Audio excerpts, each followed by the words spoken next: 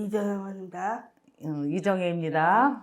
맞아요. 박소영 엄마 이정혜입니다. 삼남 이녀 중에 막내딸 넷째로 성장을 했는데 그냥 평범하면서도 약간 조금 모가 난 듯이 성장을 한 부분이 없지 않아 있는 것 같아요. 생후 45일 지나서 얘가 다운이고 심장병 아이인 거를 알게 됐어요. 처음에는 출생 신고할 때는 다 정상으로 출생 신고하고 병원에서도 그냥 저는 그 당시에 학원 강사를 했는데 2층이 산부인과가 있었어요. 그래서 그 산부인과를 그냥 한 번씩 생각날 때마다 다녔는데 거기서 또 애도 낳고 그랬는데 의사 선생님조차 얘가 심장병이 있는 것조차 모르시고 다운인 것도 몰라서 저희도 그냥 모르는 상태로 이렇게 지냈는데 몸무게가 늘어나지 않아가지고 나중에 이제 큰 병원 가서 알고 보니까 다운 아이고 심장이 결격이 심하고 뭐 그런 얘기를 해서 많이 놀랬죠. 네. 그래서 아무튼 간에 그렇게 평범한 가운데 잘 성장을 하다가 이렇게 멋진 딸 덕분에 이런 기회도 갖게 됐습니다.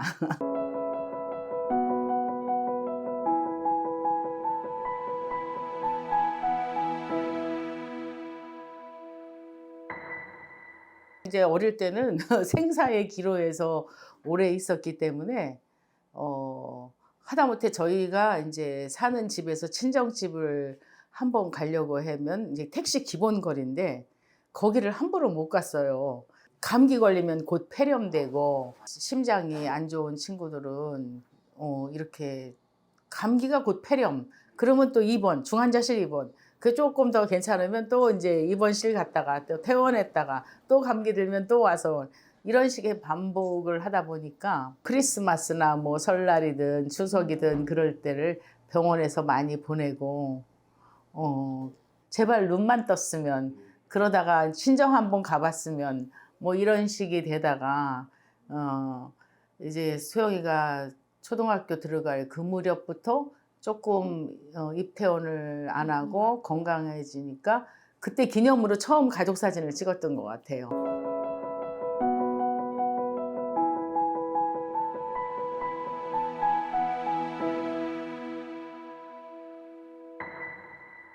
어릴 때 사진을 보면은 이렇게 펜을 잡고 돌 때 또 펜을 잡았어요. 근데 이렇게 펜을 잡고 동그라미를 그린 그런 그림이 있더라고. 그래서 얘가 동그라미가 이때부터 나왔나 이제 이런 생각을 하는데 아이들이 대개는 그냥 동그라미부터 출발을 하잖아요. 학교 다니면서 물론 특수학교지만 뭐 그림상은 물론이려니와 뭐 독서상 무슨 상 해가지고 아직부터 모범생 상을 많이 받아와 그림상을 많이 받아왔어요. 그래서 색감이 좀 특이하더라고요. 그래서 색감이 좋아서 그래서 이제 얘한테 그러면 스트레스 해소도 될 겸 소근육 운동도 될 겸 그래서 이제 그림을 나중에 졸업하고 그냥 취미 삼아 그렇게 꾸준히 시켰는데 또 자기가 좋으니까 또 그렇게 꾸준히 하더라고요. 이렇게 작가가 돼서 더군다나 현대 우리나라의 좋은 회사에 재택근무 작가까지 될 줄은 꿈에도 몰랐죠. 지금도 진짜 생각해도 이게 생신가 할 때가 있지만 이것도 다 자기 복인 것 같아요.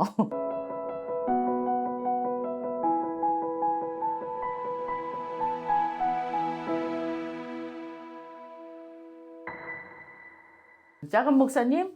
그럼 작은 목사님. 예. 기도도 자기가 엄마한테 기도하자 그러고.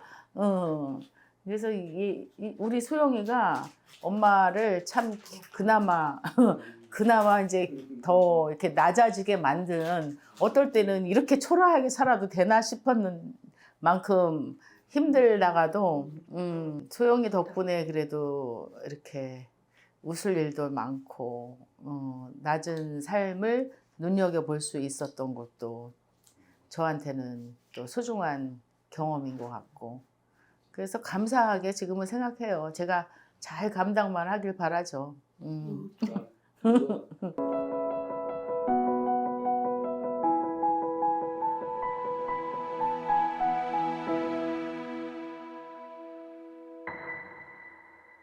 처음에는 하기 힘들어도 한 번도 선생님이 시키는 거를 안 따라 해본 적이 없어요.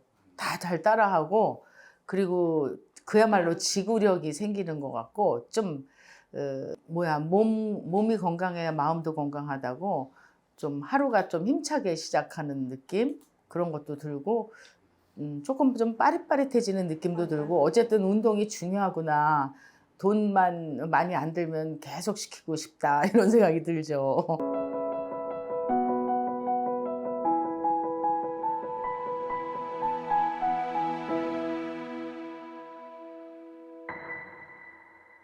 잠자는 시간.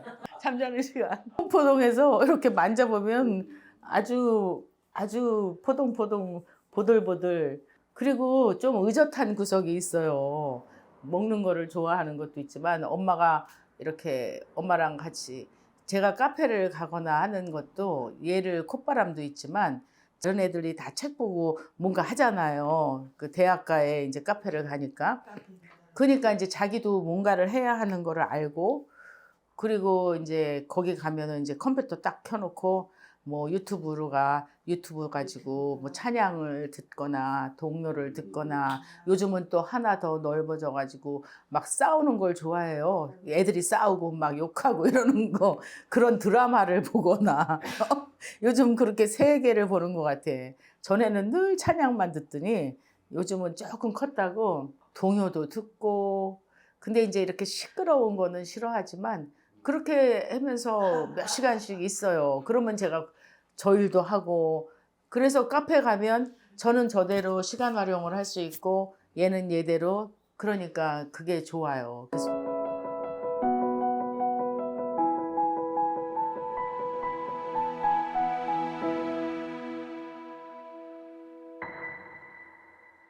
일, 이, 삼, 사, 오, 육, 칠, 팔, 구, 십. 어이 잘했어요. 바레미약은 주안 북부역 쪽에 있는. 너무 찬 거 많이 마시면 안 돼. 먹으면 안 돼요. 소리 지르면 안 돼.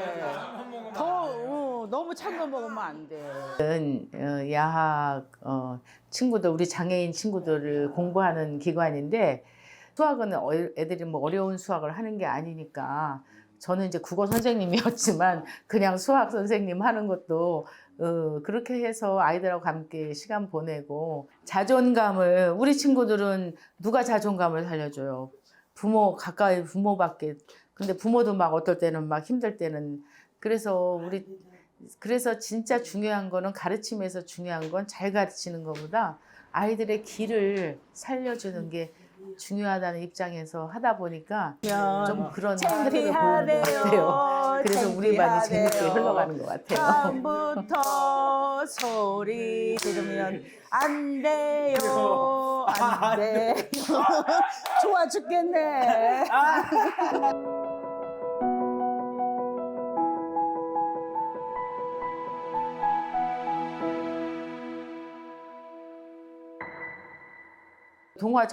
동화 작가가 돼야겠다고 마음을 먹었는데 동화 작가가 되는 방법을 모르니까, 그리고 이제 동화를 하나도 써놓은 게 없으니까 신춘문예는 한 번만 써도 당선이 되면은 될 수 있는 거니까 그거를 이제 목표로 삼아서 했는데, 너무 하나님이 보호하사 어쨌든 처음 쓸 줄을 모르니까 소영이 이야기를, 제가 가장 잘 아는 거, 그리고 아이 얘기, 아이의 눈으로 하다 보니까 이제 그렇게 쓰게 됐는데, 아유, 저는 갈수록 좀 동화가 어렵죠. 아이들의 뭐 이렇게 일상을 다루는 그런 동화보다는 뭐랄까, 조금 서정적인 시와 뭐 산문의 그런 중간 같은 역할. 예, 그래서 저는 저 나름대로는 서정동화라는 장르 이름을 달고, 저 일상생활 속에서 저의 그 눈에 들어오는 거 한 번쯤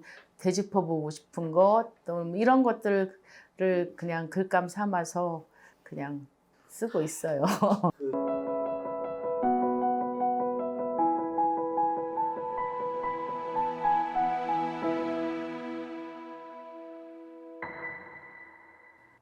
저희 집에는 재산은 없지만 책이 많아요.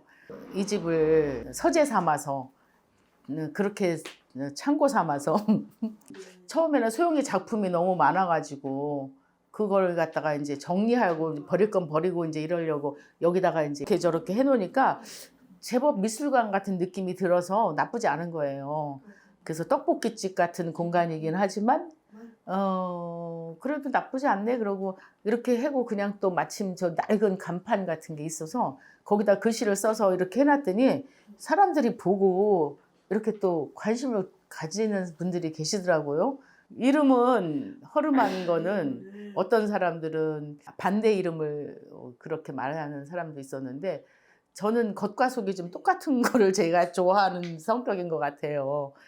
그래서 그냥 저도 좀 나이가 들어서 허름해지고 우리 딸도 좀 비장애에 비하면 허름하고 이 집은 우리하고 참 내용과 형식이 잘 맞는 것 같다 이런 생각이 들어서 그 허름한 단어가 뭔가 좀 따뜻함도 있잖아요. 정겹고. 네, 그래서 그러니까 사람들이 또 이 제목을 많이 좋아해 줘서 이런 집이 있다는 게 좀 신기한 사람들도 있을 거예요. 요즘 젊은 친구들은.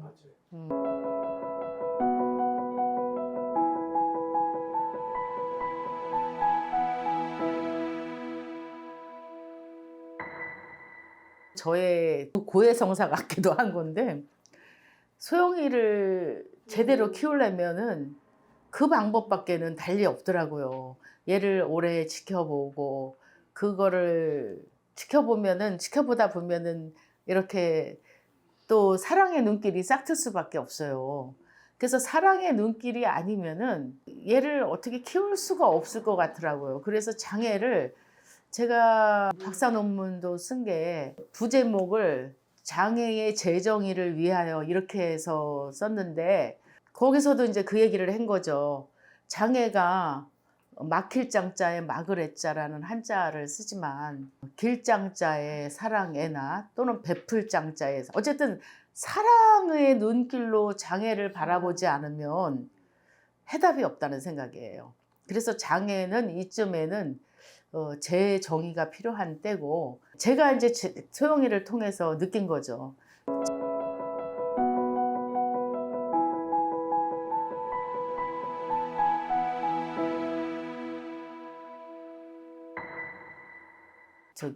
소영이를 비롯해서 인천에서 이제 그림 그리는 친구들이 이렇게 기업에 취업하는 장애 그 단체에서 지원을 해줘가지고 취업할 수 있는 기회가 있었어요. 그렇게 해서 이제 지금 현대 엔지니어링 재택근무 작가로 월급 받아요. 월급. 물감도 묻혀서 이 안에 한번 해볼까?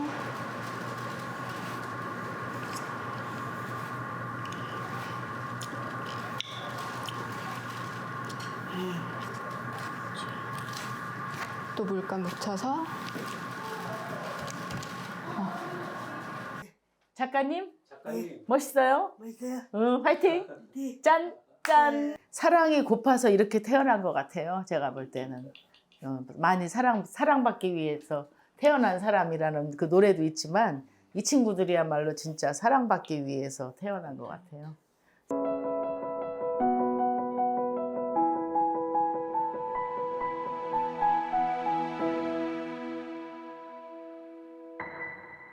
두 개의 리듬전 그래서 제가 소영이 작품을 그동안 전시를 할 때는 그 선생님의 도움을 우리 친구는 물론 선생님의 도움을 전혀 안 받는 장애인들도 있어요. 뇌병변 장애인이라든가 이런 분들은 그러나 지적 장애들은 어떤 형태로든지 선생님들이 도움을 조금 받는다고 생각이 드는데 그 장애가 심할수록 더 도움이 많이 필요하잖아요. 소영이 같은 경우는 동그라미를 계속 그리더라고요.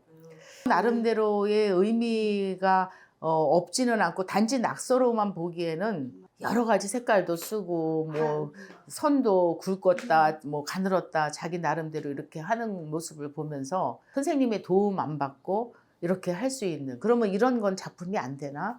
이거는 작품일 수가 없나? 그냥 낙서에 불과하고 그냥 버려야 되는, 폐기 처분해야 되는 건가? 이런 고민이 참 오랜 시간 됐어요. 시어머니가 제일 양육자였고 시어머니가 끔찍히 또 소영이를 챙기셨는데 어느 날 갑자기 아프다고 떠나셨어요.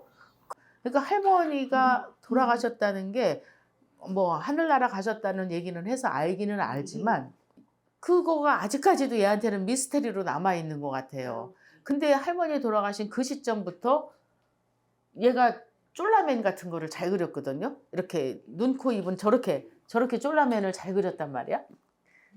근데 그때부터 동그라미만 그려. 모든 그리고 이거 뭐야 하면은 할머니, 뭐 이건 뭐야 하면 뭐 삼촌 뭐 이런 식으로. 그래서 아, 얘가 동그라미를 그려놓고 사람이라고 인식을 하구나. 근데 왜 눈, 코 안 그려? 그러면 관심이 없어요. 그러면 그때 잠깐만 그렸다가 다시 또 돌아가요. 그래서 얘한테 할머니의 돌아가신 그 사건은 굉장한 큰 트라우마 아닌 트라우마가 돼 있고 아직도 치유해야 될 부분 같기도 한데 저는 좀 회복이 될 줄 알았어요. 근데 여전히 안 돼서 그냥 아예 그러면 동그라미 작가, 여기 제1 관람실이라고 세칭 제가 말을 하는데 여기는 선생님의 도움을 좀 받아서 한 작품들이고 저 안에는 자기 혼자서 있을 때 그냥 자기의 리듬에 따라서, 그래서 2개의 리듬이라는 제목을 정했고, 근데 마침 또 여기 이렇게 자주 지나다니시는 인하대 교수님이 계셔요. 이 작가님이 현대 엔지니어링 재택근무 작가예요.